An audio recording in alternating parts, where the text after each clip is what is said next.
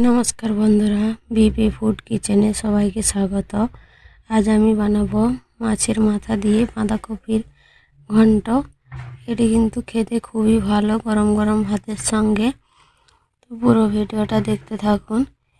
এখানে আমি মটর নিয়েছি আর বাঁধাকপি নিয়েছি, সেগুলোকে কড়ার মধ্যে দিয়ে দিয়েছি। এবারে দিয়ে দিচ্ছি আলু, আর দিচ্ছি সামান্য পরিমাণে লবণ, আর দিচ্ছি এখানে হলুদের গুঁড়ো। সবগুলোকে ভালো করে মিক্স করে একটা ঢাকনা ঢেকে দেব সিদ্ধ হওয়ার জন্য। এখানে কিন্তু কোনো রকম জল দেব না, কপি থেকে যে জলটা বেরোবে তাতেই কিন্তু কপিগুলো আর আলু সিদ্ধ হয়ে যাবে। দেখুন 10 মিনিট মতো আমি গ্যাসটা মিডিয়াম করে সিদ্ধ করে নিয়েছি। সবগুলো আলু কপি কিন্তু সব কিছু ভালোভাবে সিদ্ধ হয়ে গিয়েছে। এবারে আমি নামিয়ে নেব।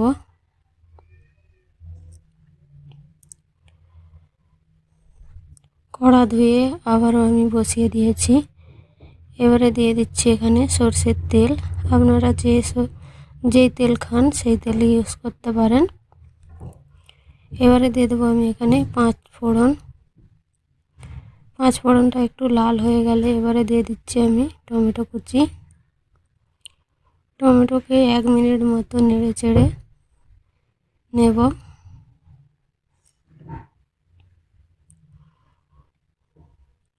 এবারে দিয়ে দেবো এখানে আদা আর জিরে আমি একসঙ্গে বেটে রেখেছিলাম, সেটা দিয়ে দিচ্ছি।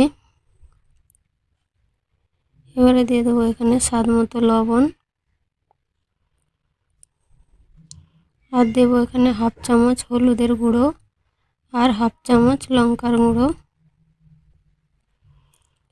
এবারে সব মশলাগুলোকে ভালো করে একসাথে কষে নেব।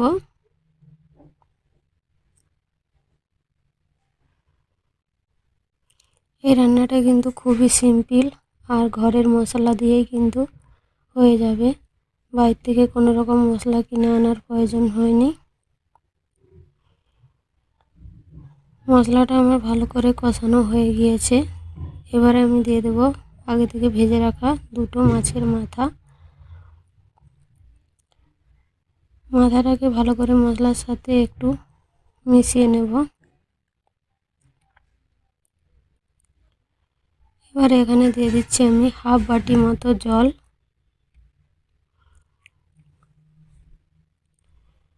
জলটা দিয়ে ভালো করে মিক্স করে নেব।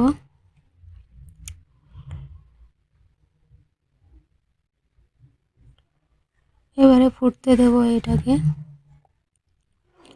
মাছের মাথাটা দিয়ে কিন্তু মশলার সাথে এইভাবে ফুটিয়ে নিলে মশলার সাথে কিন্তু মাছের যে ফ্লেভারটা সেটা কিন্তু খুব সুন্দর আসবে, আর মাছটা খুব নরমও হয়ে যাবে, ভাঙতে কিন্তু খুব সুবিধা হবে। মাছটা আমার ভালো করে মশলার সাথে কষানো হয়ে গিয়েছে। এবার আমি মাছের মাথাটাকে ভেঙে নিচ্ছি, খুন্তির সাহায্যে দেখুন ভাঙা হয়ে যাচ্ছে।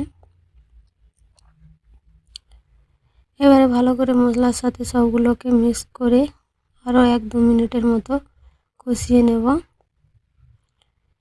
কষানো আমার হয়ে গিয়েছে। এবারে আমি দিয়ে দিচ্ছি এখানে বাঁধাকপি আর আলু যে সিদ্ধ করে রেখেছিলাম। এবারে সবগুলোকে ভালো করে মিক্স করে নেব। এখানে মিক্স করা হয়ে গিয়েছে। এবারে আমি দিয়ে দিচ্ছি 1/2 বাটি জল।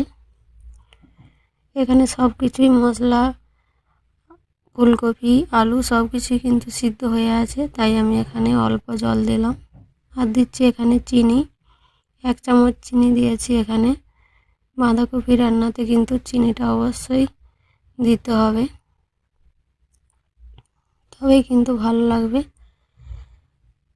এবারে সবগুলোকে ভালো করে 2-3 মিনিট মতো সিদ্ধ হতে দেব। এবারে এখানে একটা গ্লাস নিয়েছি, গ্লাসের সাহায্যে আলুগুলোকে সব ভেঙে ভেঙে দেব এইভাবে।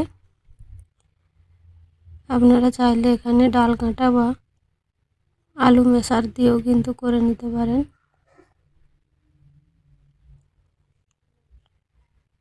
এইভাবে আলুগুলোকে কিন্তু সব আমি একেবারেই মেখে নেব ভালো করে বাঁধাকপির সাথে। আলু কিন্তু একটাও গোটা গোটা রাখবো না, নাহলে কিন্তু সবজি দেখতে ভালো লাগবে না। আলু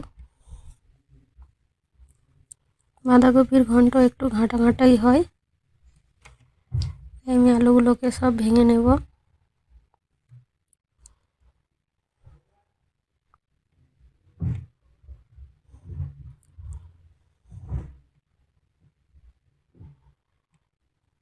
দেখুন বাঁধাকপিটা কত সুন্দর ঘাঁটা ঘাঁটা হয়ে গিয়েছে। এবারে দিয়ে দিচ্ছি আমি এখানে ভাজা মশলা।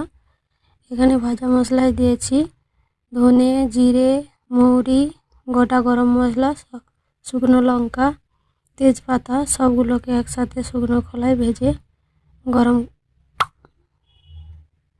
ভেজে নিয়ে এখানে আমি গুঁড়িয়ে নিয়েছি।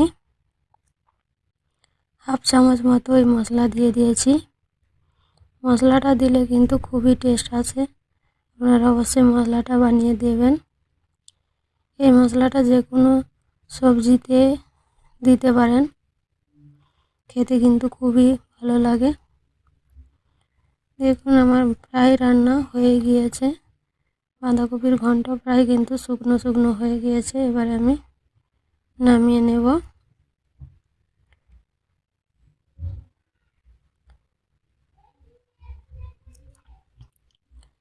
এইরকম একটা সবজি যদি গরম গরম ভাতের সঙ্গে দুপুরবেলায়